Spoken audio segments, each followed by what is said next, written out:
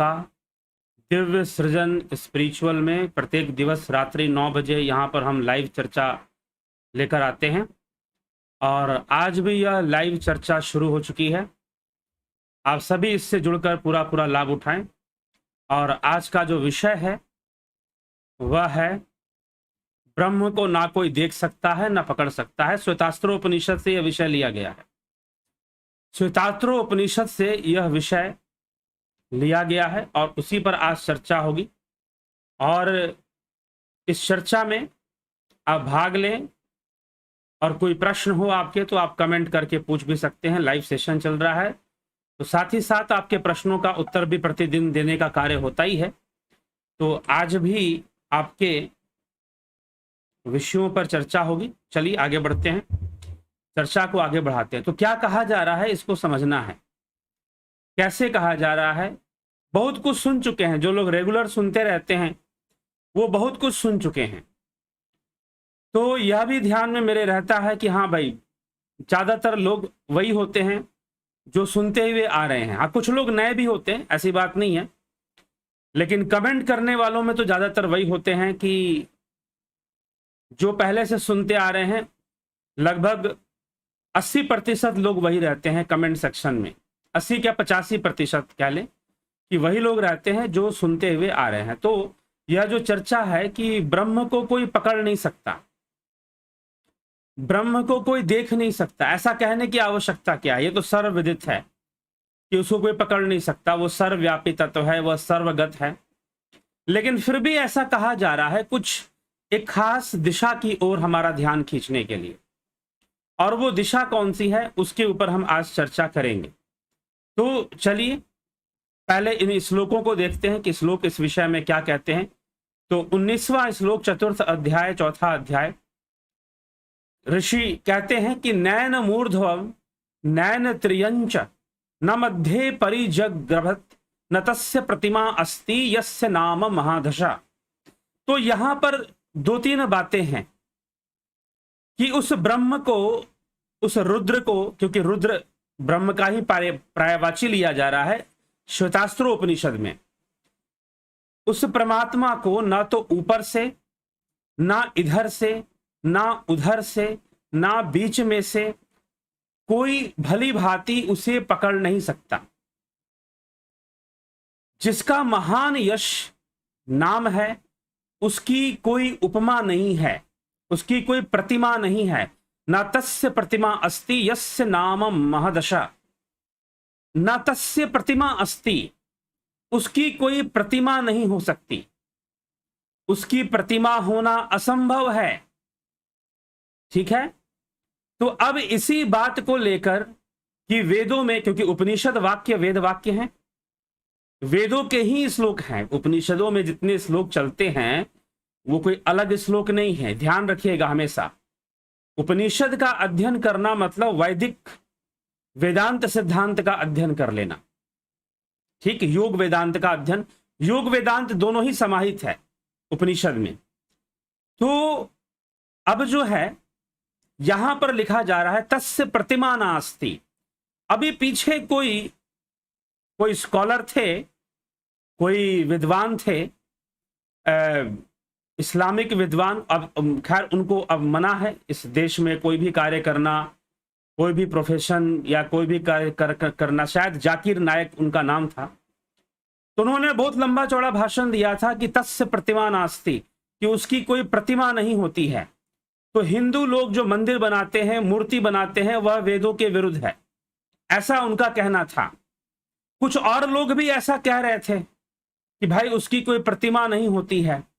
तो प्रतिमा किसकी बनती है, यही प्रश्न जब अगर हम मीमांसा श्लोक वार्तिक, एक ग्रंथ है आचार्य कुमारिल भट्ट के द्वारा लिखा गया, तो उन्होंने मीमांसा के विचारों को, मीमांसा कर्म सिद्धांत पे विश्वास करती है। मैं कई बार बता चुका हूं, कर्म सर्वोपरि है, ब्रह्म भगवान सब छोटे हैं कर्म के सामने।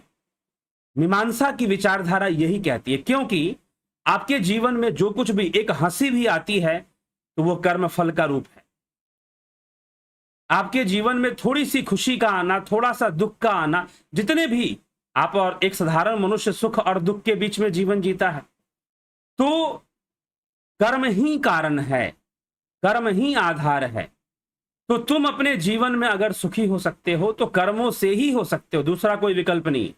उनका ये सिद्धांत है। तो जब मीमांसा के आचार्य कुमारिल भट्ट उनका शास्त्रार्थ हुआ तो उन्होंने इस विषय पर भी लिखा है कि मूर्ति किसकी पूजी जाती है, मूर्ति पूजा किसकी होती, क्योंकि मीमांसकों ने मूर्ति पूजा को बढ़ावा दिया था। तो अब प्रश्न ये उठता है कि मीमांसा तो किसी ब्रह्म, किसी ऐसी सत्ता को पूजने की बात नहीं करते हैं। और रही बात, यह तो हम इस चैनल में भी कई बार बता चुके हैं कि ब्रह्म की पूजा नहीं होती है। पूजा इज डिफरेंट थिंग, ध्यान इज डिफरेंट थिंग। पूजा करने में हम ऑफरिंग करते हैं, हम दान करते हैं, उसमें देवता को दान करते हैं, यज्ञ के द्वारा करते हैं, अग्नि को आहुति देते हैं, और जो भी देवता की इच्छित वस्तुएं हैं उसको देते हैं, देवता का आवाहन करते हैं। ये सारी क्रियाएं पूजा में चलती हैं। लेकिन ध्यान तो कुछ और चीज है।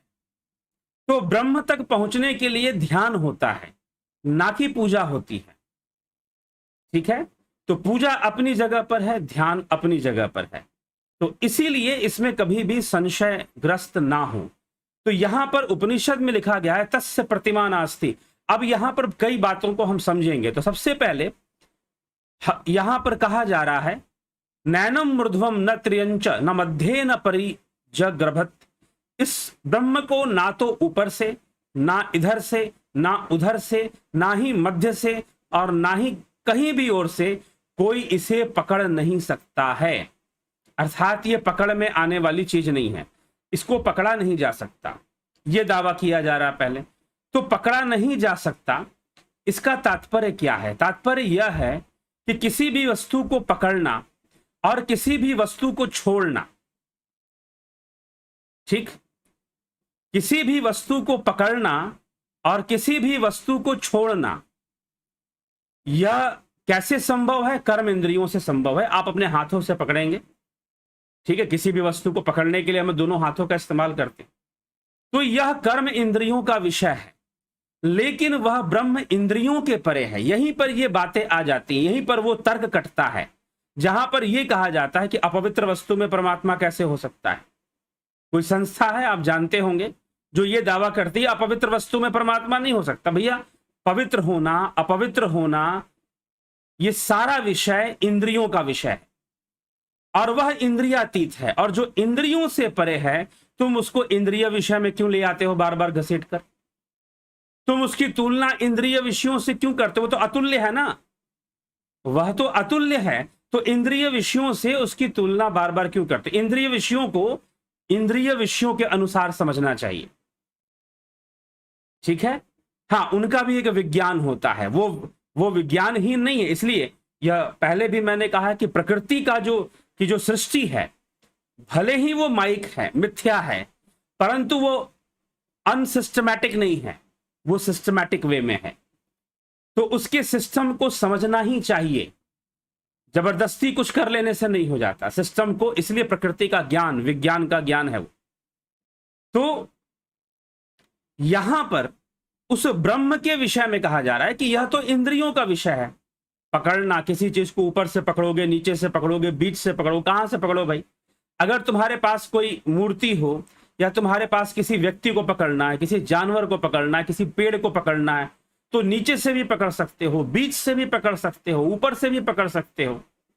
तो वही कहा जा रहा है कि भैया वो ब्रह्म इंद्रियों के परे है, इंद्रियातीत है, तो इंद्रियों के द्वारा संभव ही नहीं है कि आप उसे पकड़ पाओ। तो नंबर 1 बात इस श्लोक में यह कही गई है, आप उसे पकड़ नहीं सकते। दूसरी बात इसमें कही जा रही है न तस्य प्रतिमा अस्ति यस्य नाम महदशा, कि जिसका महान यश है उसकी कोई प्रतिमा नहीं है। प्रतिमा का अर्थ क्या होता है? आप पहले संस्कृत के शब्दों का सही अर्थ नहीं निकालेंगे तो सीधा गलत अर्थ पे पहुंच जाएंगे, और ये बहुत है।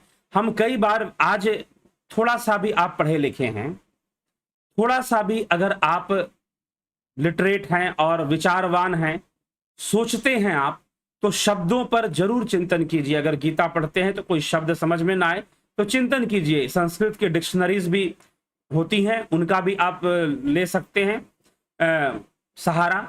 नहीं तो और भी कई चीजें हैं, आप किसी विद्वान को जानते हैं तो उनके माध्यम से भी आप उस संदर्भ में जानकारी ले सकते हैं। तो शब्दों पर प्रतिमा, प्रति का मतलब क्या होता है? प्रति का मतलब क्या होता है बताइए? प्रति का अर्थ होता है copy, to copy, photo copy करते हैं ना हम लोग, सीधा सा। तो एक यहां पर है कि भाई ये प्रतिमा, प्रतिमा का अर्थ लोग समझते हैं मूर्ति, मूर्ति जी नहीं, प्रतिमा शब्द का अर्थ मूर्ति नहीं होता है। अगर आपको इसमें कोई संशय है तो आ जाइए शब्द लेकर और व्याकरण लेकर, प्रतिमा शब्द का अर्थ निकाल लेंगे। प्रतिमा शब्द का अर्थ मूर्ति नहीं होता है। जाकिर नायक को संस्कृत का इतना नॉलेज नहीं था, ठीक है, संस्कृत भाषा का ऊपर ऊपर से उसने कुछ नॉलेज कर लिया, पैसा लगाने वाले लोग थे, बड़े बड़े प्रोग्राम ऑर्गेनाइज कर कर अपना जो भी बोल देना है। और जो हिंदू हैं, जो सुनने वाले हैं, वो गौर नहीं करते, अच्छे अरे ये भाई मुसलमान होकर वेदों को जानता है। आ जाओ इस चैनल पर, आ जाओ, उपनिषद के श्लोक पर चर्चा होने वाली है, खत्म होने वाली है, मूल उपनिषदों पर। तो प्रतिमा, प्रति मतलब कॉपी, फोटो कॉपी जिसको हम कहते हैं प्रति। भाई अगर शुद्ध हिंदी में अगर हम फोटो कॉपी बोलेंगे तो उसको हम प्रति ही बोलेंगे। चित्र प्रति, चित्र प्रति मतलब फोटो कॉपी। अगर हमने किसी डॉक्यूमेंट का फोटो कॉपी करा लिया तो कॉपी मतलब प्रति और फोटो मतलब चित्र, तो चित्र प्रति हो जाएगा उसका। तो प्रति का मतलब कॉपी। तो ब्रह्म का की कॉपी नहीं हो सकती, ठीक है, उसका कोई कॉपी नहीं बन सकता, उसका कोई उपमा नहीं हो सकता, ठीक है। तो जितने भी बातें हम ब्रह्म, और यहां पर चर्चा किसी देवी देवता की नहीं की जा रही है, देवी देवता की यहां चर्चा नहीं हो रही, यहां ब्रह्म की चर्चा हो रही है, ठीक है। तो हमने इस कई बार कई वीडियोस में इस चैनल पर आपको बताया गया है कि देवी देवताओं का कॉन्सेप्ट क्या है, ब्रह्म क्या है, दोनों अलग अलग चीजें हैं भाई। देवी देवता प्रकृति के अंग हैं, देवी देवता भाव युक्त हैं, भावनात्मक हैं, भावपूर्ण हैं देवी देवता, ठीक है। तो इसीलिए देवता भावपूर्ण है, देवता मंत्रपूर्ण है, देवता शब्दपूर्ण है, शब्द रूप है, भाव रूप है, मंत्र रूप है। मंत्र रूप शब्द रूप कहना एक ही बात हुआ। तो भाव रूप है और शब्द रूप है देवता। ब्रह्म भावातीत है, देवताओं की पूजा होती है और करनी चाहिए। अपने घर में अगर आप विद्या की वृद्धि करना चाहते हैं, विद्या भाव की वृद्धि करना चाहते हैं तो सरस्वती पूजा करनी चाहिए। शक्ति भाव की वृद्धि करना चाहते हैं तो दुर्गा पूजा करना चाहिए। धन भाव की वृद्धि करना चाहते हैं तो लक्ष्मी पूजा होनी चाहिए, नो प्रॉब्लम। वह एक अलग कॉन्सेप्ट है, ठीक है, जो कि प्रकृति पूजा का ही एक अंग है। तो प्रकृति की बहुत प्रधानता है, इतनी प्रधानता प्रकृति की अगर दूसरे किसी विचारधारा में है तो वो साइंटिफिक फिलॉसफी है। साइंस की फिलॉसफी में नेचर का इंपॉर्टेंस है। नहीं तो अगर हम अब्राहमिक थॉट की बात करेंगे तो प्रकृति को कोई महत्व नहीं दिया गया है उनके ग्रंथों में, उनकी किताबों में या उनके विचारधारा में, चाहे वो अब्राहमिक थॉट के जितने भी ग्रंथ किताबें हैं। तो नेचर को, नेचर की स्टडी करना, नेचर को समझने का प्रयास करना, प्रकृति को जानने, प्रकृति की सूक्ष्मता को जानना, यह सब सांख्य का विषय है, योग का विषय है। योग शास्त्र में अंतः प्रकृति को समझाने का बार बार प्रयास किया गया है। अंतः प्रकृति को भली भांति समझ लेने से बाह्य प्रकृति पर भी हम कई निर्णय ले सकते हैं, बाह्य प्रकृति को भी अच्छे से समझ सकते हैं। तो यह विषय है। तो उसकी कोई प्रतिमा नहीं है, मतलब उस ब्रह्म की कोई कॉपी नहीं हो सकती है, ठीक है। जब भी आप उसकी कॉपी करेंगे, जब भी आप उसको उपमा देंगे, जब भी आप उसको प्रति, तो वो ब्रह्म तो होगा ही नहीं। ब्रह्म इंद्रियों का ही विषय नहीं है, वह इंद्रियातीत है, ठीक है। लेकिन अब यहां पर, अब जैसे कि कुछ विद्वान ऐसे भी हैं जो ये मान लेंगे कि हाँ जी वो भगवान वो एक, वो गॉड और ब्रह्म एक ही चीज है। जी नहीं, ब्रह्म is not God, Brahma God नहीं है, क्योंकि ब्रह्म जो है वह निष्क्रिय तत्व है, प्रकृति के संदर्भ में निष्क्रिय। वैसे तो सब कुछ करने वाला वही है, लेकिन प्रकृति की जो त्रिगुणी माया से 3 गुणों के कारण जो कर्म की उत्पत्ति होती है, पहले भी मैंने बताया है एक वीडियो के अंदर कि 3 गुणों के विरोधाभास से जो कर्म की उत्पत्ति होती है, 3 गुणों के विरोधाभास से जीव गुणों के वशीभूत हो गया, भावनाओं के वशीभूत हो गया, तो भाव के वशीभूत होकर वो कर्म करेगा। इसी प्रकार से प्रकृति सबको कर्म बंधन में बांधे रहती है और कर्म करवाती रहती है, विवश कर उनसे कर्म करवाती रहती है, सबको कर्म परायण में लगा के रखती है। ठीक है, लेकिन यह प्रकृति का खेल है। सब कुछ करने वाला वो ब्रह्म जो है भावातीत रूप में सब कुछ करता है, मतलब अनइंटेंशनली, उसका कोई इंटेंशन नहीं है कुछ करने का। आपको सुख मिले या दुख मिले उसका कोई इंटेंशन नहीं है। ठीक, तो इसीलिए ब्रह्म तक पहुंचने का मार्ग ध्यान योग है, परम शांति का मार्ग ध्यान योग है। ठीक, तो ये हमें विषय समझना पड़ेगा। तो जो विषय भावनात्मक है उसको भाव दिया जा सकता है, उसको मूर्ति दी जा सकती है, उसकी मूर्ति बनाई जा सकती है। हां, जिसको हम ब्रह्म कहते हैं, जिसको हम आत्मा कहते हैं, जिसको हम परमात्मा कहते हैं, उसकी मूर्ति नहीं बन सकती। और वो सर्वव्यापी है, सर्वगत है, सर्वभूत गुहाशय है। यह 3 शब्द प्रयोग किए गए श्वेतास्त्रोपनिषद में, सर्वव्यापी, सर्वगत, सर्वभूत गुहाशय, अर्थात हर जगह पहुंचा हुआ है, हर जगह व्याप्त है और सभी भूतों के गुहा में है, गुप्त रूप से सभी भूतों में विद्यमान है। तो इस प्रकार से ब्रह्म के बारे में बार बार रिपीट कर श्वेतास्त्रोपनिषद में लिखा जा रहा है। तो उस ब्रह्म की जो सर्वव्यापी है, जो सर्वगत है, जो सर्वभूत गुहाशय है, उसकी प्रतिमा नहीं हो सकती, उसकी प्रतिमा नहीं बनाई जा सकती। जब भी उसकी प्रतिमा बनाएंगे या जब भी उससे हम प्रार्थना करेंगे तो वह भावनात्मक होगा। उस प्रार्थना की सीमा प्रकृति तक होगी, ब्रह्म तक नहीं जा सकती वो प्रार्थना। ब्रह्म तक क्या जा सकता है? एकाग्रता जा सकती है। एकाग्रता भी मत कहिए, धारणा और ध्यान। धारणा करते हुए, ध्यान करते हुए, समाधि के द्वारा ब्रह्म तक पहुंचा जा सकता है। ठीक है, तो ब्रह्म तो दूध में घी के समान है, दूध में घी के समान है, तो वो तो सर्वव्यापी सर्वगत है। तो जैसे घी को निकालने की युक्ति है, वैसे ही उस ब्रह्म को तक पहुंचने की ध्यान योग एक युक्ति है। उस युक्ति के द्वारा पहुंचा जा सकता है, ना कि पूजा से, प्रार्थना से। पूजा प्रार्थना से ब्रह्म के पास नहीं पहुंचा जा सकता। ठीक है, तो अब यहां पर आपको कॉन्सेप्ट समझ में आएगा कि गॉड का कॉन्सेप्ट या खुदा अल्लाह का कॉन्सेप्ट और ब्रह्म का कॉन्सेप्ट अलग अलग है, एक जैसा नहीं है। वहां प्रार्थनाएं होती हैं, वहां यह माना जाता है कि सब कुछ करने वाला वो है, वो 7वें आसमान पर रहने वाला है, वैसी मान्यताएं वहां पर हैं। जबकि कोई 7वां आसमान नहीं, कोई ऊपर वाला नहीं, सर्वव्यापी, सर्वगत और सर्वभूत गुहाशय ब्रह्म के लिए कहा गया। वो प्रार्थनाएं सुनता है। क्रिश्चियनिटी के अनुसार जो गॉड है, जो हेवनली फादर, उसको हेवनली फादर कहते हैं, जो ट्रिनिटी है, बाइबल के अंदर जो ट्रिनिटी समझाई गई है वो क्या है? हाँ, heavenly father, son and holy soul, ये 3 की ट्रिनिटी बताई जाती है, तो उसको हेवनली फादर कहा जाता है। तो यहां पर हेवनली फादर तो इंद्र हो गया ना, इंद्र देवता जो है, हमारे यहां तो इंद्र को स्वर्ग का राजा बताया जाता है। तो हेवनली फादर तो कुछ और हो जाएगा, ब्रह्म कुछ और है। तो नेवर कभी मत बोलो ये ठीक है आपकी, चलो आपको एकता बनानी है, आपको समरसता स्थापित करनी है, लेकिन कॉन्सेप्ट बिगाड़ कर मत समझाओ, ना समझो खुद। तो गॉड इज, उपनिषदों का जो ब्रह्म है वह कोई गॉड नहीं है, वह कोई खुदा अल्लाह भी नहीं है। ठीक है, इसको बहुत अच्छे से समझना है।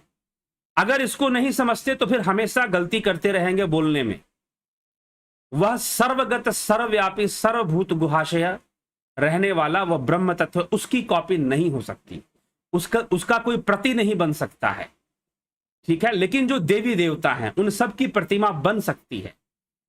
ठीक है, जितने हम, जैसे भगवान राम हैं, श्री कृष्ण हैं, वो हमारे लिए देव रूप हैं, उन सब की प्रतिमा बन सकती है। कोई दिक्कत नहीं है। दुर्गा जी हैं, शिव जी हैं, शंकर भगवान हैं, तो जितने भी हम ये नाम लेते हैं अपने देवताओं की या भगवानों की भी प्रतिमा बन सकती है, देवताओं की भी प्रतिमा बन सकती है, ब्रह्म की नहीं बन सकती है, ब्रह्म की प्रतिमा नहीं बन सकती है। तो ये कॉन्सेप्ट जाकिर नायक के पास है नहीं, कहीं से थोड़ा थोड़ा चुन चुन के पढ़ लिया और दो हिंदुओं से प्रश्न कर देंगे। अब जो सनातन धर्मी हैं उनके सबसे बड़ी मूर्खता क्या है कि ऐसा कोई इंस्टीट्यूट नहीं है जो शास्त्रों का अध्ययन करवाए। अगर वो है भी तो उसमें इतने नियम कानून और उसको इजी बनाकर नहीं रखा गया है। तो कई चीजें इंस्टीट्यूशनलिज्म का एक प्रेशर आ जाता है फिर बहुत बड़ा, ठीक। तो इस तरह की चीजें भी प्रॉब्लम आ जाती हैं। तो कोई सिंपल सा कोई इंस्टीट्यूट जो कि बहुत साधारण तरीके से सिंपल वे में, ताकि हर आदमी कंफर्टेबल फील करे, आज का युवा भी कंफर्टेबल फील करे, चाहे वो जीन्स टी शर्ट पहनता हो, जैसे भी रहता हो, लेकिन उसके अंदर एक जिज्ञासा पैदा हो कि हाँ मुझे उपनिषद जानना है, मुझे गीता को समझना है, तो वो कंफर्टेबली उस चीज को जान पाए। तो ऐसा कोई इंस्टीट्यूट नहीं है जहां पर इसका अध्ययन कराया जाए। तो जाकर कॉन्सेप्ट क्लियर होगा और जाकिर नायक जैसे लोगों को जवाब देना बहुत आसान हो जाएगा, फिर बहुत इजी हो जाएगा फिर, ठीक। तो देवी देवताओं की मूर्तियां बनती है और उसके बनने में कोई बुराई नहीं है। रही बात आपके ब्रह्म की, आत्मा की, तो तस्य प्रतिमा नास्ति, उसका कोई कॉपी हो ही नहीं सकता है। तो मूर्ति वैसे भी कॉपी नहीं होती है। अगर मान लीजिए आपने देवी देवताओं की मूर्ति बना दी, आपने सरस्वती जी की मूर्ति बना दी, आपने दुर्गा जी की मूर्ति बना दी, तो क्या वो उसकी कॉपी हो गई? जी नहीं, उसकी कॉपी नहीं होगी। मूर्ति है बस आपके भावनाओं को विकसित करने के लिए। देवी दुर्गा के अष्टभुजाओं में शस्त्र देखकर, अस्त्र शस्त्र देखकर एक नारी शक्ति का एक परिचायक है, हमें देता है। और सबके अंदर एक मां का रूप जब हम देखते हैं तो सबके अंदर जिनका कॉन्फिडेंस बहुत डाउन हो गया है उनका भी कॉन्फिडेंस बढ़ जाता है। मुझे एक महिला मिली थी कुछ वर्षों पहले, लगभग 10 वर्ष पहले, मुस्लिम महिला थी वो। तो उनका बड़ा विश्वास था गीता उता और कई चीजों में। तो मैंने पूछा कि आप कैसे इस तरफ आपका रुझान कैसे हो गया, अध्यात्म की तरफ और सनातन धर्म की तरफ? तो तो उन्होंने बताया कि मैं एक बार बहुत परेशान थी और डिप्रेशन में थी। मेरी फ्रेंड थी, कॉलेज फ्रेंड, और उसने मुझे ऐसी कहा कि चल तू परेशान है, चल दुर्गा पूजा है, मैं घूम कर आते। वेस्ट बंगाल की बात है ये, पश्चिम बंगाल की बात है। तो वो घूम कर आते हैं। अब घूमने मैं जाना नहीं चाहती थी, मैंने भी सोचा कि चलो मुझे तो कोई दुर्गा पूजा वूजा करनी नहीं है, लेकिन चल पड़ती हूँ, घूमने में क्या है, थोड़ा सा मन बहल जाएगा मेला वेला देखकर। अब वो चली गई मेला वेला देखकर। अब उसने दुर्गा जी की कई मूर्तियां देखी, भले उसने पूजा नहीं की, वो पंडाल से अपना बाहर रहती थी, पूजा नहीं की, लेकिन दुर्गा जी की मूर्ति वो देखती थी और मूर्तियां देखी और कई चीजें उसने देखी। और देखने के बाद उसने कहा कि मेरा पूरा माइंड चेंज हो गया, मेरा पूरा डिप्रेशन खत्म हो गया। मैंने ऐसा इमेजिन करना शुरू कर दिया कि जैसे दुर्गा जी के हाथ में अस्त्र शस्त्र हैं, मेरे भी हाथ में अस्त्र शस्त्र हैं। मैंने अपने आप को दुर्गा जी के रूप में कल्पना करना शुरू कर दिया और फिर मेरा कॉन्फिडेंस बहुत बढ़ गया और मैं कई बुरी चीजों का सामना करने के लिए अपने आप को तैयार करने लगी। तो ये चीज होता है, ये एक सच्ची घटना बता रहा हूं। और बिल्कुल अपने लाइफ में ऐसी एक महिला से मैं मिला और उन्होंने ऐसी ऐसी बातें बताई।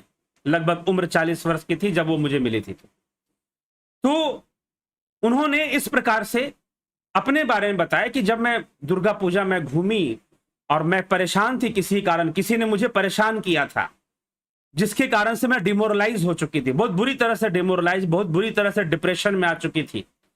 तो लेकिन जैसी मैंने दुर्गा पूजा का पंडाल घूमा, मूर्तियां देखी, तो मेरा पूरा माइंड बदल गया। उन मूर्तियों को देखकर मैंने खुद को दुर्गा जी के रूप में इमेजिन करना शुरू कर दिया। तो ये एक भावनात्मक शक्ति का विकास होता है और वही उसी पर्पस के लिए पूजा का विधान है, ठीक है, उसी कार्य के लिए पूजा का विधान है।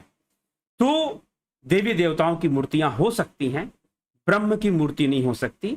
ब्रह्म तक पहुंचने के लिए तो ध्यान योग ही साधन है, दूसरा कोई साधन नहीं है, ठीक। तो ये हमें थोड़ा समझना है। तो इसमें, इस श्लोक में यही बात समझने योग्य है कि तस्य प्रतिमा नास्ति का क्या तात्पर्य है। अब आगे हम चलते हैं। अगले श्लोक में क्या कहा जा रहा है। अभी पकड़ने की बात की, भाई मूर्ति तो वो है नहीं कि पकड़ लोगे, नीचे से पकड़ोगे, बीच से पकड़ोगे, ऊपर से पकड़ो, कहीं से पकड़ नहीं सकते उस ब्रह्म को, वो पकड़ में नहीं आ सकता। दूसरा, न संदृश्य तिष्ठति रूपमस्य न चक्षुषा पश्यति कश्चनैनम हृदयस्थम मनसा य एनमेवं विदुर्मृतास्ते भवन्ति। उस परब्रह्म के स्वरूप को कोई दृष्टि के सामने नहीं ठहरता है, उस ब्रह्म को कोई भी चक्षु से देख नहीं सकता है। जो साधक जन इसको अपने गुहा में जान लेते हैं, हृदयस्थ कर लेते हैं, स्थित अंतर्यामी को जानते हैं, वही अपने हृदय गुहा में उसको जान लेते हैं, उसको जान लेते हैं निर्मल मन के द्वारा। जिस मन में विचारों की शुद्धता हो चुकी है, विचारों का निरोध होगा, निर्विचार अवस्था, निर्विकल्प अवस्था जिसे कहते हैं, तो निर्मल मन के द्वारा इस प्रकार वह उस अमृत स्वरूप ब्रह्म को जान लेते हैं और वो स्वयं भी अमृत स्वरूप हो जाते हैं। तो कहा जा रहा है कि नेत्रों के द्वारा आप उसे देख नहीं सकते। You can't see through your mortar eyes. Shri Krishna भगवान अर्जुन से क्या कहते हैं, ना तो माम शक्यसे द्रष्टु मन नैव स्वचक्षुषा दिव्यम ददामि ते चक्षु पश्यमे योगमेश्वरम। अर्जुन, मैं तुझे दिव्य चक्षु प्रदान करूंगा जिससे तू मेरे योग ऐश्वर्य रूप का दर्शन करेगा। कौन सा रूप? योग ऐश्वर्यम। योग ऐश्वर्यम क्या है भाई? कई गुरुओं को मैंने देखा है, थोड़ी सी इसकी व्याख्या में, सबकी बात नहीं कर रहा मैं, कुछ मिस्टेक करते हुए, कुछ गलती करते हुए। यहां पर भगवान कह रहे हैं दिव्यम ददा, मैं तुझे दिव्य चक्षु दूंगा, मैं तुझे दिव्य चक्षु दूंगा, तू मुझे चरम चक्षुओं से तो नहीं देख सकता। ना तो माम शक्यसे द्रष्टु मन नहीं व स्व चक्षुषा, तू अपने इन आंखों से तो मुझे नहीं देख सकता। अब अर्जुन तो देख रहा है ना, वैसे तो अर्जुन कृष्ण को देख ही रहा है, लेकिन श्री कृष्ण भगवान यहां कहते हैं कि तू मुझे इन आंखों से नहीं देख सकता। You can't see me with this mortar eyes. चरम चक्षुओं से, नश्वर नेत्रों से नहीं देख सकता। कैसे देखेगा? दिव्यम ददामि ते चक्षु पश्यमे योगमेश्वरम। मैं तुझे दिव्य चक्षु प्रदान करूंगा, उससे तू मेरे योग ऐश्वर्य रूप को देखेगा। किसको देखेगा? क्या ब्रह्म को देखेगा?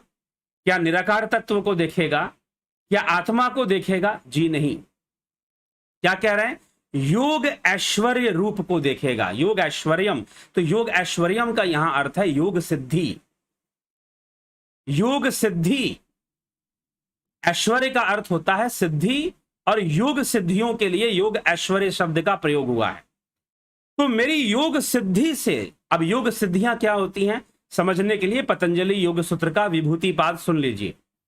इस चैनल पर विभूति पाद का प्लेलिस्ट है, आप विभूति पाद, योग सूत्र का जो विभूति पाद है उसमें बताया गया है योग सिद्धियां होती क्या है संयम के द्वारा। तो श्री कृष्ण सिद्ध योगी हैं, श्री कृष्ण जीवन मुक्त सिद्ध योगी हैं, अर्थात वो शरीर का बंधन या शरीर जीवन, उनका जीवन मुक्त जीवन है, बंधन नहीं उनके लिए। इसीलिए वो कहते हैं बहूनी मैं व्यतीतानि जन्मानि तव चा अर्जुना तान्यहम वेद सर्वाणि नात्वम वेद परम तप। हे परम तप, तेरे मेरे बहुत सारे जन्म हो चुके हैं, मैं उन सबको जानता हूं, लेकिन तू नहीं जानता कुछ भी। तान्यहम वेद सर्वाणि नात्वम वेद परम तप, ऐसे श्री कृष्ण भगवान कहते। फिर क्या कहते हैं? फिर कि मेरे जन्म कर्म दिव्य हैं, जन्म कर्म च में दिव्य वेवम यो वेति तत्वतः त्यक्त्वा पुनर्जन्म नैति मामेति सो अर्जुना। कि अर्जुन, कि मेरा जो जन्म है, कर्म है, वो दिव्य है। ठीक, तो दिव्य होना और ब्रह्म होना, इन दोनों का डिफरेंस 12वें अध्याय में समझा रहे हैं। फिर 12th चैप्टर में एक श्लोक के अंदर उन्होंने इसको भी समझाया है कि अर्जुन ने जो रूप देखा वो सगुण था कि निर्गुण था? वो सगुण था कि निर्गुण था? वह सगुण ही था, क्योंकि वह योग ऐश्वर्य रूप था, योग सिद्धि से प्रकट हुआ रूप था। कृष्ण की योग सिद्धि से प्रकट होने वाला वो रूप था। इसीलिए वह सगुण रूप था, ना कि निर्गुण ब्रह्म का रूप था वो। तो ब्रह्म का दर्शन नहीं होता। ब्रह्म दर्शन, क्योंकि जैसे ही आप बोलोगे देखना, वैसे ही देखने का मतलब इंद्रिय कर्म हो गया। देखना जो है वो इंद्रिय कर्म हो गया, इंद्रिय कर्म। तो अब आप कहोगे यहां भ्रिकुटी के मध्य में जो प्रकाश के दर्शन होते हैं वो क्या, वो अभिव्यक्ति है भाई, दैट इज ए मैनिफेस्टेशन। उसे अभिव्यक्ति माना गया है, ना कि उसे ब्रह्म माना गया। तो संपूर्ण जगत ही उसकी अभिव्यक्ति है, संपूर्ण माया ही ब्रह्म की अभिव्यक्ति है। ठीक, तो इसीलिए तो प्रत्येक वस्तु को ब्रह्म माना गया है, ब्रह्म में माना गया है, अहम ब्रह्मास्मि की भावना की गई है, क्योंकि वह उसकी अभिव्यक्ति है। तो घट के भीतर जो ज्योति प्रकाश, वह भी उसकी अभिव्यक्ति है, स्वयं जो ब्रह्म है। इसीलिए अब यहां पर एक श्लोक में प्रश्न उठता है, जैसे कृष्ण भगवान ने अर्जुन से कहा कि तू मुझे इन आंखों से नहीं देख सकता, मैं तुझे दिव्य चक्षु दूंगा, फिर तू देख पाएगा, मेरा योग ऐश्वर्य रूप देख पाएगा। क्या देख पाएगा? योग ऐश्वर्य रूप, योग ऐश्वर्यम, योग सिद्धि से प्रकट होने वाला रूप तू देख पाएगा। लेकिन यहां इस श्लोक में भी वही बात रिपीट करके कही जा रही है कि नेत्रों से कोई ब्रह्म को नहीं देख सकता, लेकिन एक बात यहां नहीं लिखी जा रही है कि भाई दिव्य चक्षु से देखा जा सकता है। क्यों नहीं लिखी जा रही है? क्योंकि वहां पर ब्रह्म की चर्चा नहीं की है भगवान ने, वहां पर योग ऐश्वर्य रूप की चर्चा की कि तू अपने दिव्य चक्षु से योग ऐश्वर्य रूप को देखेगा, जो कि हिरण्य गर्भ लोक का विषय है, सूक्ष्म लोक का विषय है, ब्रह्म लोक का। इसीलिए 3 लोकों की चर्चा श्री कृष्ण भगवान अष्टम अध्याय श्रीमद् भगवद गीता में करते हैं कि एक तो यह लोक है इंद्रियों का लोक, स्थूल जगत का लोक, स्थूल नेत्र चरम चक्षुओं का लोक है ये, और एक लोक है ब्रह्मा का लोक, जो जीव लोक है, जो सूक्ष्म लोक है, वो भी अव्यक्त है, लेकिन उस अव्यक्त से भी परे परम अव्यक्त है। तो जो सिद्धियों का जो विस्तार है वो हिरण्य गर्भ में है, वो ब्रह्मा के लोक में है। ठीक है, तो भगवान जब कहते हैं कि मैं योग ऐश्वर्य रूप को प्रकट करूंगा, तो योग सिद्धि से मैं प्रकट करूंगा। इसीलिए अर्जुन को दिखाई दिया, असंख्य मुख दिखाई दे रहे हैं, असंख्य भुजाएं दिखाई दे रही हैं। ठीक है, असंख्य भुजाएं, असंख्य मुख। तो क्या असंख्य मुख का दिखाई देना, और अर्जुन कह रहा है कि जैसे कि जो सेना है वो आपके मुख में प्रवेश कर रही है, कई आपके दाढ़ों में फंसे हुए हैं। वहां पर 11 अध्याय में, 11 अध्याय श्रीमद् भगवद गीता में वर्णन मिलता है। तो आप सोचिए कि ब्रह्म के दांत कैसे हो जाएंगे, ब्रह्म का मुंह कैसे इतना निकल जाएगा? जी नहीं, वह योग ऐश्वर्य रूप, श्री कृष्ण भगवान अपने योग ऐश्वर्य रूप को वहां प्रकट करते हैं और अर्जुन को दिखाते हैं कि तू देख ले, काल के रूप को दिखाते हैं कि तू देख ले कि कैसे सारी घटनाएं घटने वाली है, सारे योद्धा पहले ही मर चुके हैं, तू क्या मारेगा इनको, ये इनकी मृत्यु पहले ही निश्चित हो चुकी है। तो इसीलिए इससे तू मोहित मत हो। उसका मोह भंग करने के लिए भगवान उसे ज्ञान देते हैं, आध्यात्मिक ज्ञान देते हैं, आध्यात्मिक विषय को समझाते हैं, आत्मा के विषय को समझाते हैं। तो ये सारी चीजें वहां पर चल रही हैं। ठीक, तो निश्चय ही जब हम भी ध्यान योग करते हैं तो पहले हम उसी मार्ग से जाते हैं, हिरण्य गर्भ से होकर ही हमें निकलना है। ध्यान योग करते हुए भी ब्रह्म तक हमें पहुंचना है। तो ये सारी चीजें चलती हैं। तो ब्रह्म, इसीलिए इस श्लोक में यह तो साफ साफ कहा गया कि कोई इन नेत्रों से देख नहीं सकता, लेकिन यह दावा नहीं किया गया कि कोई दिव्य चक्षु है जिससे दिखाई देगा। दिव्य चक्षु का वर्णन यहां नहीं दिया गया। यह तो लिख दिया कि भाई नहीं दिखाई देगा, इन नेत्रों से कोई देख नहीं सकता है। कैसे देखेगा? देखने की बात की ही नहीं जा रही है, जानेगा। यहां देखने के बजाय जान लेने की बात कही जा रही है। और जानेगा कैसे? हृदय गुहा से जानेगा, हृदय गुहा से ही जानेगा, मन को निर्मल करके। मनसा, हृदय मनसा मनीषा, जो हमने पहले भी कहा, यहां पर हृदयस्थम हृदय मनसा, हृदयस्थम जो हृदय में स्थित है, हृदय गुहा में स्थित है, उसको हृदय और मनसा, यहां पर मनीषा शब्द नहीं लिया गया है, हृदय और मनसा, इन दोनों को एकाग्र कर कर हम उस ब्रह्म का को जानते हैं, उस अमृत स्वरूप। हम भी उसी के समान अमृत स्वरूप हो जाते हैं, उसमें लीन हो जाते हैं। लीन होने की बात फिर समझाई जा रही है। ठीक है, तो ये विषय है। तो ये तो कहा जा रहा है कि इन आंखों से नहीं देख पाओगे, लेकिन क्या दूसरा कोई आंख है जिससे दिखाई देगा? ऐसा कोई वर्णन नहीं किया जा रहा। क्यों नहीं किया जा रहा है? क्योंकि यहां पर चर्चा ब्रह्म की है। ब्रह्म दिखने का विषय ही नहीं है, वह सुनाई देने का विषय ही नहीं है। क्योंकि जैसे ही कहोगे कि हमने उस ब्रह्म को देखा, ब्रह्म को सुना, मतलब कि ये तो देखना सुनना ये तो इंद्रियों का काम है ना। अरे भाई, आप क्या क्या करते हो बताओ? देखते हो आंखों से, कानों से सुनते हो, त्वचा से स्पर्श का अनुभव करते हो, नासिका से सूंघते हो और जिह्वा से स्वाद लेते हो। पांचवी तो ज्ञान इंद्रिय है। मान लो कि छठी ज्ञान इंद्रिय हो तो कुछ छठा काम भी कर लेते ना।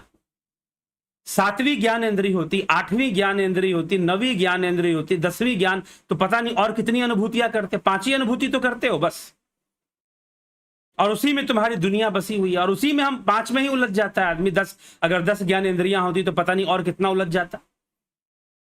तो ज्ञान इंद्रियां तो 5 ही हैं। तो देख, इसीलिए तुम हमेशा देखने सुनने की बात करते हो, लेकिन देखना सुनना स्पर्श का अनुभव करना इन सबसे परे है ब्रह्म, इनसे परे है ब्रह्म। इसीलिए यहां पर हृदयस्थ, हृदय में स्थित, हृदय और मनसा को मन को एकाग्र कर कर, निर्मल कर कर, निर्विचार कर कर, हम एकाग्र होकर हम अपने स्वरूप में ही उस ब्रह्म को जान सकते हैं। लेकिन किसी इंद्रिय के माध्यम से हम ये कहें कि हम सुन सकते हैं, हम देख सकते हैं, हम उसका स्पर्श कर सकते हैं, ये असंभव है, ये नहीं होता। ठीक है, ये नहीं होता। ठीक, तो ये उपनिषदों का दावा। इसीलिए दिव्य चक्षु की चर्चा यहां पर नहीं है। आपके मन में यह प्रश्न उठ सकता है कि जब भगवान कृष्ण ने अर्जुन से कहा कि तू मुझे नहीं देख सकता, तो उन्होंने दिव्य चक्षु की चर्चा की है, लेकिन यहां उपनिषद में इस स्थान पर दिव्य चक्षु की चर्चा नहीं है। क्यों नहीं है? क्योंकि ब्रह्म दिव्य चक्षु से भी योग ऐश्वर्य रूप दिखाई देगा, ब्रह्म लोक का दृश्य दिखाई देगा। उसमें भी भावना विद्यमान होगी, भावनात्मक होगा, भावातीत नहीं होगा। क्योंकि कुछ भी देखोगे तो भावना होगी ना, कुछ भी सुनोगे तो भावना होगी। मान लो कि आपने किसी को देखा, किसी पशु को देखा, किसी पेड़ को देखा, किसी सुंदर व्यक्ति को देखा, सुंदर बालक शिशु को देखा, सुंदर स्त्री को देखा, कुरूप व्यक्ति को देखा, कुरूप स्त्री को देखा, कुछ भी देखा आपने, वो आपके अंदर एक भाव पैदा करेगा ही करेगा। ठीक है, तो ब्रह्म का साक्षात्कार तो वहां है जहां देखना बंद हो जाए, जहां सुनना बंद हो जाए, पूर्णतः चित्त वृत्ति निरोधा। ठीक है, जहां देखना बंद हो जाए, जहां सुनना बंद हो जाए। इसीलिए घट में दिखने वाली ज्योति, घट में सुनाई देने वाला नाद, उसके परे, उसके भी परे कुछ है। वह तो एक रास्ते में मिलने वाली चीजें हैं। ठीक है, वह तो मार्ग में मिलने वाली चीजें। जो लोग ध्यान योग करते हैं वो कहते हैं, जो जिन्होंने कोर्स ज्वाइन किया है और पूरा कर लेते, तो कहते हैं कि हाँ, हमें घट के भीतर ज्योति दिखाई देती है, हमें नाद सुनाई देता है। वो तो रास्ता है, वो तो आपको रास्ता दिया गया है कि उनका उस भर्गो ज्योति का ध्यान करते करते, उस आत्म अपने भीतर उस ज्योति का ध्यान करते करते तुम्हें वहां तक पहुंचना है। वो मार्ग है, लेकिन जो सत्य है वो वहां पर है जहां सब दिखना बंद, जहां सब सुनाई देना बंद, जहां पूर्ण शून्य की अवस्था, वो ब्रह्म की अवस्था है। ब्रह्म वहां पर है फिर। ठीक है, तो ध्यान योग मार्ग है, उस मार्ग पर चलते रहने से सफलता मिलती है। तो इसीलिए ब्रह्म की चर्चा यहां पर हो रही है, इसीलिए यहां पर दिव्य चक्षु की चर्चा नहीं ली गई है। हाँ, टीकाकार महोदय दिव्य चक्षु ले लें, अपनी टीका में लिख दे, बात अलग है। लेकिन श्लोकों के अंदर जो श्लोक हैं, जो श्लोक कह रहा है उसमें न संदृश्य तिष्ठति रूपमस्य न चक्षुषा पश्यति कश्चनैनम, इस परब्रह्म का कोई स्वरूप, रूपम, इसका इस परब्रह्म का कोई रूप, कोई दृष्टि के सामने नहीं ठहरता। इस ब्रह्म का कोई भी आंखों से नहीं देख सकता। जो साधक जन ये एनम हृदयस्थम, जो हृदय में स्थित, हृदय और मनसा, अपने हृदय मन को एकाग्र कर कर, निर्मल कर कर, ध्यान में लीन कर कर, एवं विदु, जो इस प्रकार से उसको जान लेते हैं, विदु मतलब जानना, वे अमृत स्वरूप हो जाते हैं। वह जो योगी हैं अमृत स्वरूप बन जाते हैं। ये कहा जा रहा है, देखने की बात नहीं कही जा रही है। ठीक है, तो इसीलिए हमें इस विषय को ऐसे समझने की आवश्यकता है। 2 विषय हमने चर्चा कर लिए, 3 विषयों पर चर्चा मान के चलिए। पकड़ा नहीं जा सकता, उसकी प्रतिमा नहीं होती और उसे देखा नहीं जा सकता। ठीक है, तो ये समझना है। ना समझ में आए, इस व्याख्यान को रिपीट कर सुन लीजिएगा, रिपीट कर लीजिएगा और इसको समझने का प्रयास कीजिएगा। चलिए, अभी हम आपके प्रश्नों पर चलते हैं, आपके कमेंट्स पर चलते हैं, उस पर ध्यान देते हैं कौन क्या कह रहा है। समय भी ध्यान में रखना है।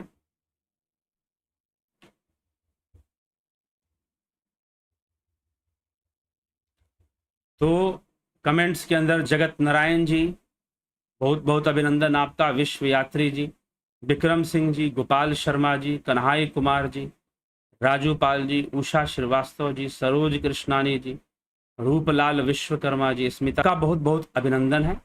आप सभी इस कार्यक्रम में भाग लिए, इसलिए चलिए आगे चलें। अर्जुन चौहान जी, एसके मिन्हास जी, माधुरी कोले जी, अलका काले जी, जयंती भाई पटेल जी, रूप सिंह खिचर जी, चितरंजन बरुआ जी, बीना जी, परम श्रद्धेय योगी राज गुरु शस्त्र। मुझे उपनिषद सुनने और समझने का सौभाग्य प्राप्त हुआ, इससे पहले नहीं सुने थे। आपका बहुत बहुत आभार व्यक्त करती हूँ। गीता स्वाध्याय मेरी वर्ष से लगी है। अच्छी बात है, स्वाध्याय करें गीता का, और उपनिषद भी स्वाध्याय ही है, तो उपनिषद का भी जरूर अध्ययन स्वाध्याय करें। उदय शंकर जी, चंदन जना जी, हे प्रभु तुम्हारे, ठीक है, अभिनंदन आपका। पिंटू वासवा जी, प्रभु सिंह जी, रचना जी, कुलदीप सिंह जी, मनोरंजन फोगाट जी, रमेश चोपड़ा जी, दीपा मैकलिस्टर जी, मोस्ट वेलकम दीपा जी, राम निवास मीना जी, बलवंत सिंह गोहिल जी, ज्योति दत्ता जी, सुधा अग्रवाल जी, RW2 माइक्रो। क्या प्रेत आत्मा किसी के शरीर में प्रवेश कर सकता है? क्योंकि कर्म विधान के अनुसार तो वो दूसरे शरीर को प्राप्त होगी, और अगर प्रवेश कर सकती है तो फिर अपने मृत शरीर में वापस क्यों नहीं आ सकती? मृत शरीर क्या होता है, ये तो बहुत, आप थोड़ा सा खुद से विचार कीजिए। मृत शरीर क्या होता है? मृत शरीर जिसका सिस्टम डिस्ट्रॉय हो चुका है बीमारी के कारण, अधिक उम्र होने के कारण, ठीक है, या किसी भी एक्सीडेंटल कारण से जिसका शरीर डिस्ट्रॉय हो चुका है, उसमें वो प्रवेश क्यों करने गई? जब तक हाँ पर प्रवेश है तो उसमें भी वो जल्दी प्रवेश नहीं करेगी। मृत शरीर के अंदर वो चलने वाला ही नहीं, गाड़ी खराब हो चुकी है, ठीक है, तो क्यों चलेगी, मृत शरीर में प्रवेश करेगी? दूसरी बात, कि किसी जीवित व्यक्ति के अंदर प्रवेश कर जाती है, जी हाँ, उसके ऊपर प्रवेश कर जाती है पूरी तरह से, ये नहीं कह सकते। इसमें भी कर्म सिद्धांत है, इसमें भी कर्म सिद्धांत है, ठीक है। तो जो लोग प्रेत बाधा से ग्रसित होते हैं या प्रेत बाधा से बहुत परेशान होते हैं, तो उनके ऊपर भी कर्मों का फल ही भोग रहे होते हैं वो, कहीं ना कहीं, ठीक है। इसको आप समझिए।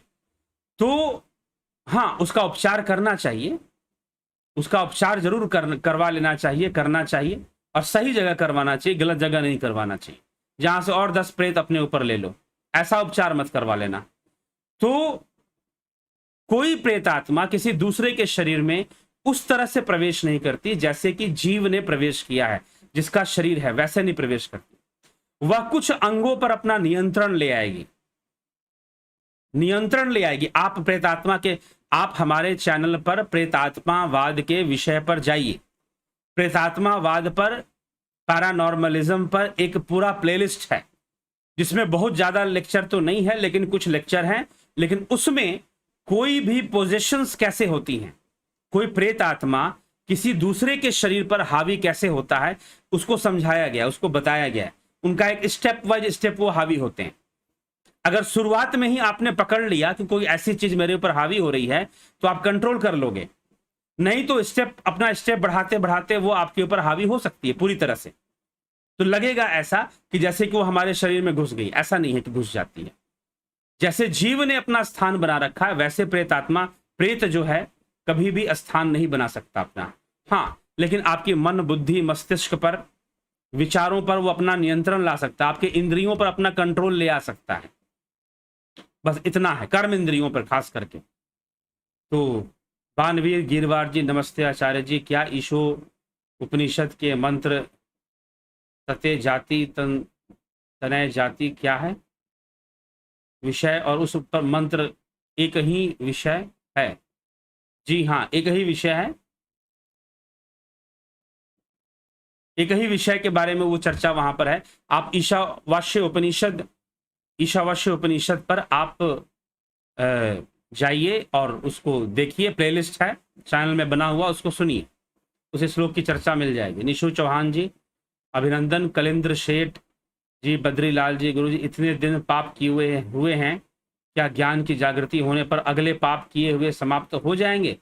अगर ज्ञान योग में सामर्थ्य है, अगर ध्यान योग अच्छे से करते हैं, तो उन सभी पाप जो है कुंठित हो जाते हैं, उनका प्रभाव हमारे पर कम पड़ता है, जितने भी हमने पाप किए हैं। लेकिन ध्यान योगी बनना पड़ेगा, उसमें अपने आप को लगाना पड़ेगा, संपूर्ण संसार के सभी वस्तुओं से मुख मोड़कर उसमें हमें लगाना पड़ेगा, ठीक है, तब जाकर संभव हो पाए।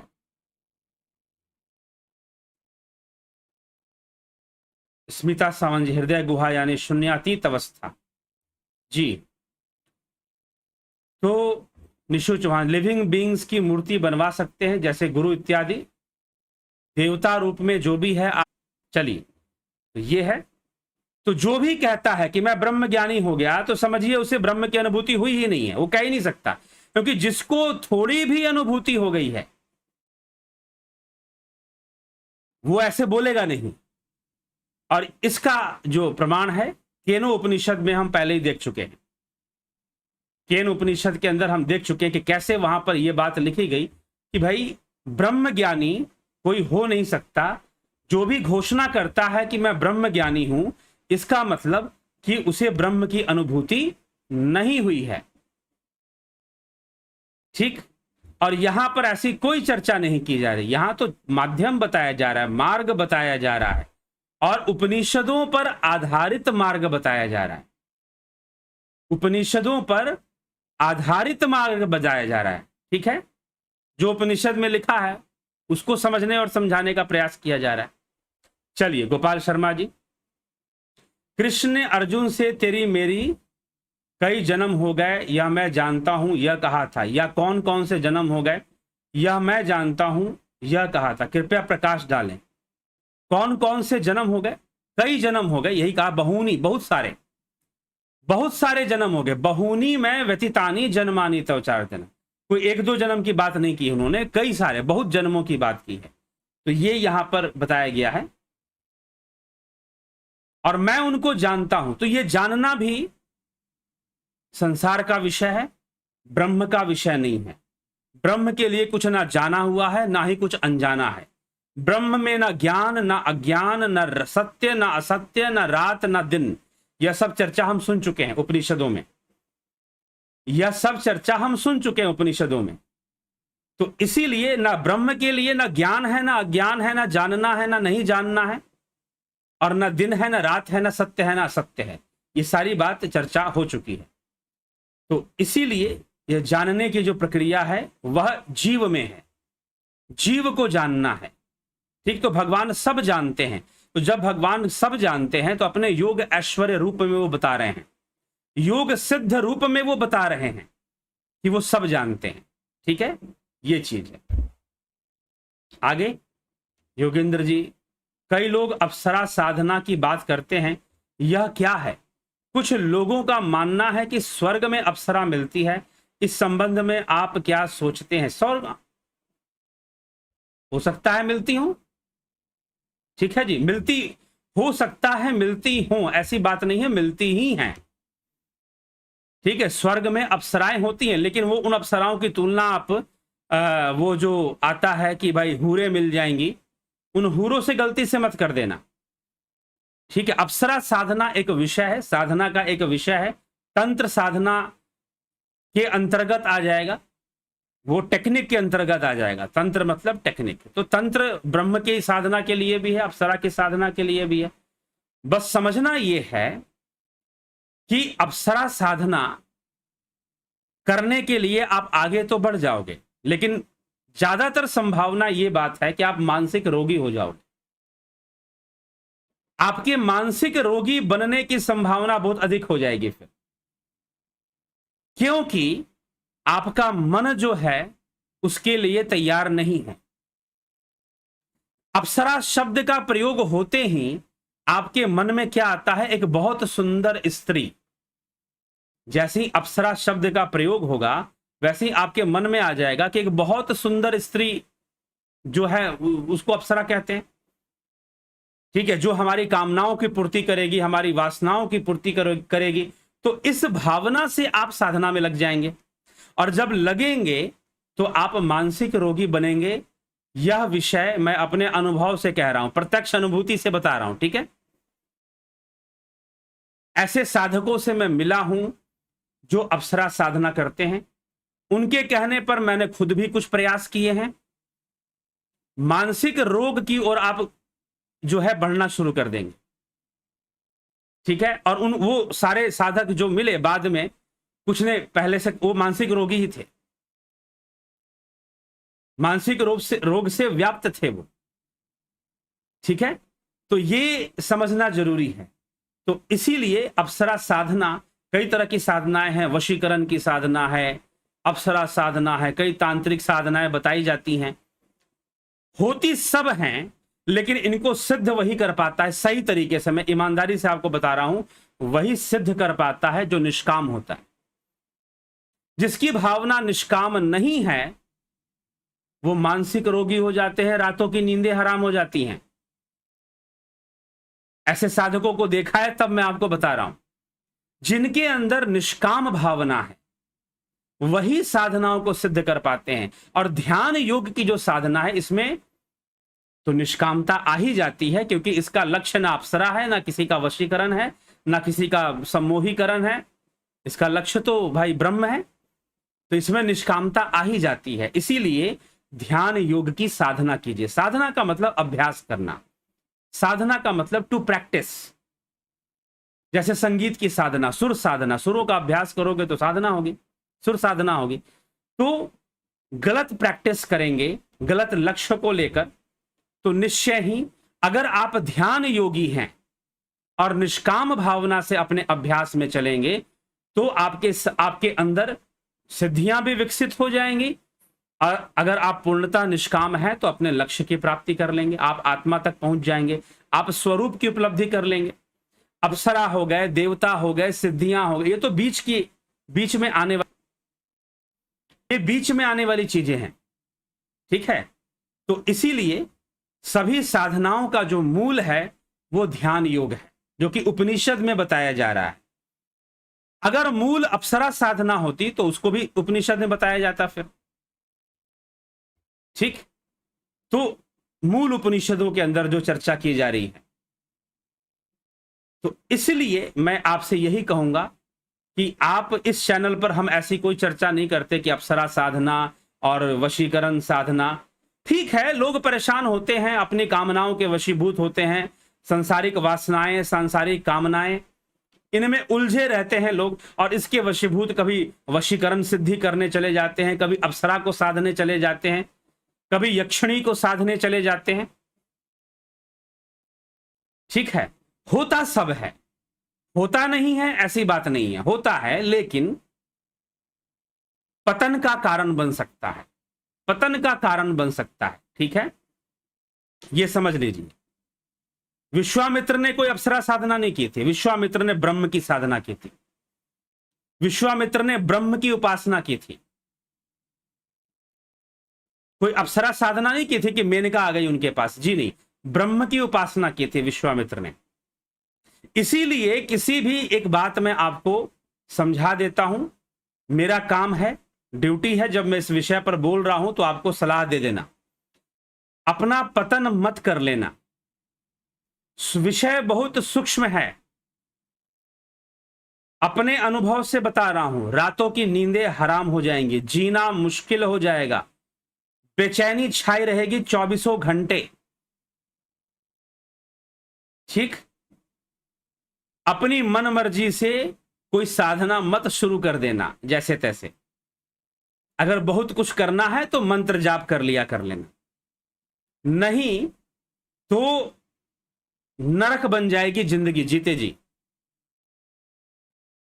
होता सब कुछ है, अप्सरा साधना भी है, यक्षिणी साधना भी है, सारी चीजें हैं, लेकिन मोह माया में कमजोर पड़कर, क्योंकि आपके अंदर उतनी ऊर्जा और उतना कई चीजें, और दूसरा कामनाओं के वशीभूत आप जाएंगे, ठीक है। तो ध्यान योग, अपने स्वरूप की खोज करो, स्वरूप की उपलब्धि करो, अपनी आत्मा को जान पाओ, वहां तक पहुंच पाओ, तो वह सर्वश्रेष्ठ उपलब्धि है। उसके देवता अप्सराएं उनकी सेवा करती हैं, उन आत्मज्ञानियों की, ठीक है। तो जो देवता हैं, जो अप्सराएं हैं, उन आत्मज्ञानियों की सेवा करने आती हैं। उनको, उन आत्मज्ञानियों को कोई अप्सरा साधना करने की आवश्यकता नहीं पड़ती। उन आत्मज्ञानियों को कोई यक्षिणी साधना या फिर कुछ करने की जरूरत नहीं पड़ती, ठीक। आत्मज्ञानियों को कुछ करने की जरूरत नहीं पड़ती, अप्सराएं खुद आ जाती हैं उनके पास, देवता खुद आ जाते हैं उनकी सेवा में, प्रकृति खुद उनकी सेवा में लग जाती है। इसलिए कहा कि भाई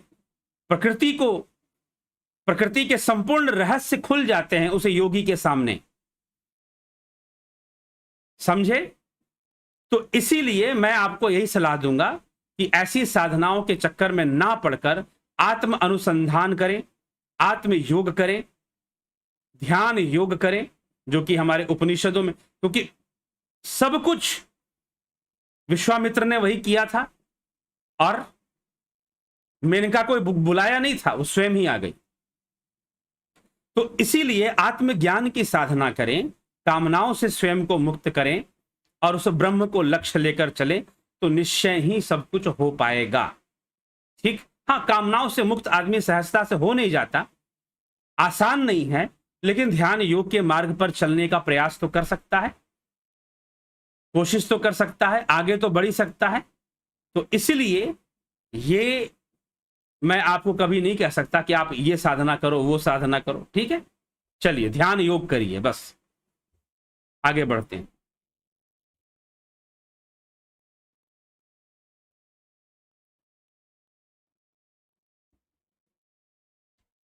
तो अप्सरा साधना हो गया, और गुरु जी आप स्वर्ग और नरक के बारे में सनातन धर्म को ध्यान में रखते हुए बताने की कृपा करें। जी हाँ, बताया हुआ है, स्वर्ग नरक के बारे में चर्चा की हुई है। कर्म फल का ही वो कारण, कर्म से ही स्वर्ग, कर्म से ही नरक है, और कर्म से ही अगला जन्म है।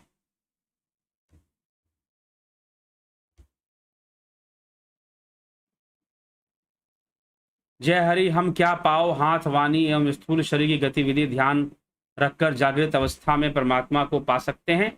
जब मैं आपका सत्संग सुनता हूं मुझे कुछ ऐसा ही लगता है, कृपया मार्गदर्शन करें। हाँ, हम एकाग्र हो सकते हैं, अपनी एकाग्रता का विकास करते हुए हम उस अवस्था में जा सकते हैं।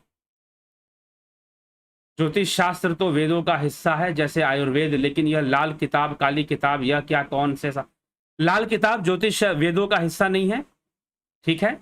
ज्योतिष शास्त्र वेदों का हिस्सा है, ये कह सकते हैं। लाल किताब आदि विकसित किए गए हैं बाद में। होता क्या है कि उपाय चाहिए ग्रहों से, क्योंकि जो वैदिक ज्योतिष है वो आपको उपाय नहीं बताता, वह बस ग्रह दशा बताता है कि इस ग्रह का ये प्रभाव पड़ेगा, आप जान सकते हैं। लेकिन उपाय जो बताए गए हैं वो अपने से अपनी बुद्धि लगाकर, तर्क शक्ति का प्रयोग करते हुए, वैकल्पिक शक्ति का प्रयोग करते हुए उपायों को बनाया जाता है, उपाय को डेवलप किया जाता है। तो बहुत तरह के जो उपाय हैं, जैसे रत्नों को पहन लेना और कई तरह के उपाय ज्योतिष में बताए जाते हैं, तो वो बना उस पर लाल किताब उस पर आधारित है, लाल किताब उस पर आधारित है, ठीक है। तो उसे हम वैदिक नहीं मान सकते। स्मिता सावंत, क्या शून्यातीत अवस्था ही समाधि है? लय है, लय, ठीक ना, वो संपूर्ण लय है, तो समाधि नहीं कैवल्य है। वो समाधि का कॉन्सेप्ट थोड़ा सा अलग होता है, ध्यान के बाद समाधि माना गया है, संप्रज्ञात असंप्रज्ञात समाधि, लेकिन उसके बाद कैवल्य माना गया, ठीक। तो शून्यातीत अवस्था कैवल्य है।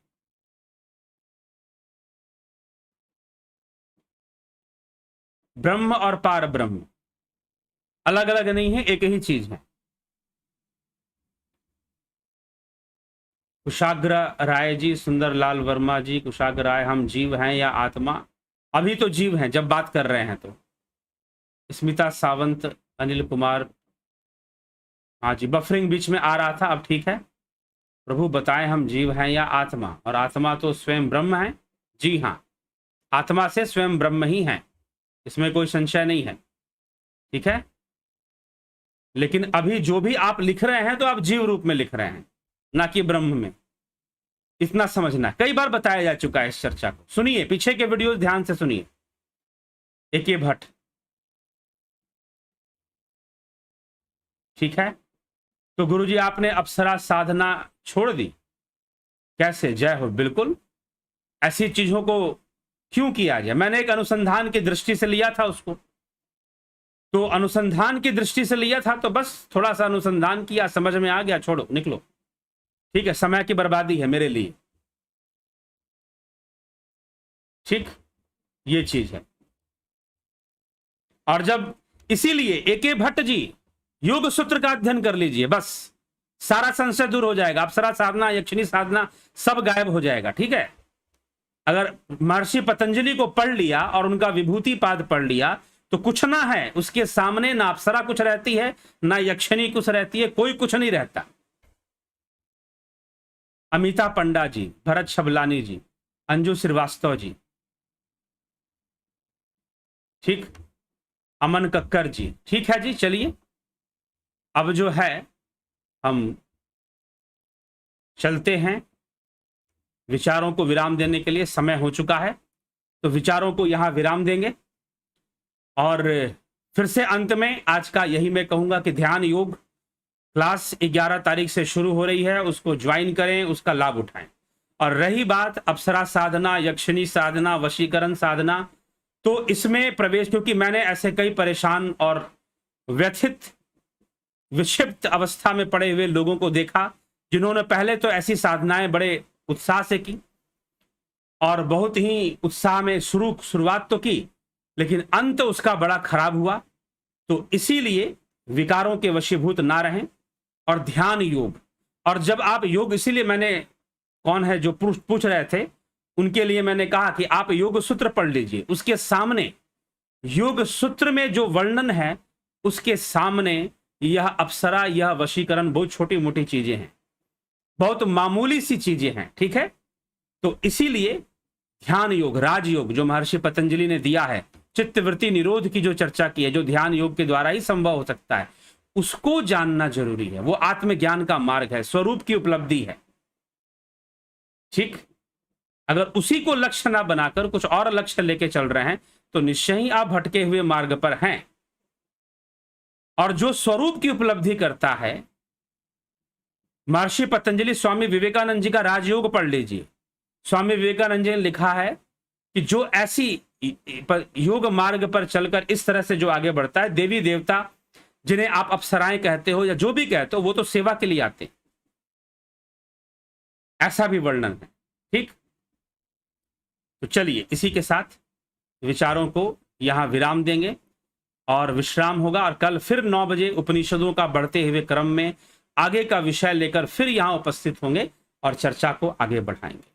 ओम तत्सत।